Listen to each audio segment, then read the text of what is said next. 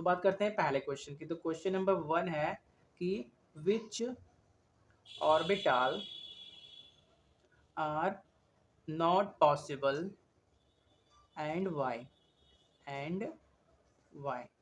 तो आपको दिया है 1p दिया है, 2s दिया है, 2p दिया है, 2d दिया है और 3f दिया है।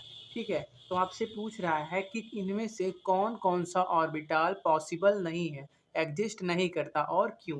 ठीक है, चलिए तो सॉल्यूशन देखते हैं क्या होगा।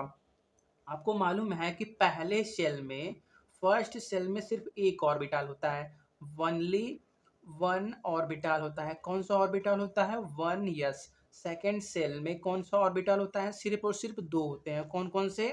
Only two orbitals are present. कौन कौन से? 2s और 2p। थर्ड सेल की बात करें तो थर्ड सेल में कौन कौन से ऑर्बिटल होते हैं? थर्ड सेल में 3s होता है, 3p होता है, 3d होता है।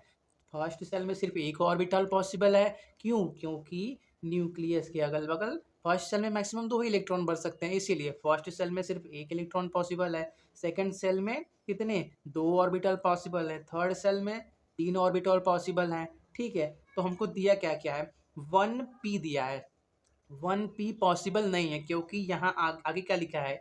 यन 1p में यन का वैल्यू 1 है, और जब यन का वैल्यू 1 होता है मतलब सेल, पहला सेल में सिर्फ 1 यस ही पॉसिबल है। ठीक है, इसलिए आपके ऑप्शन में ये आ जाएगा कि आपको क्वेश्चन क्या दिया है, विच ऑर्बिटल आर नॉट पॉसिबल। तो नॉट पॉसिबल में आपको ये 1p आ जाएगा।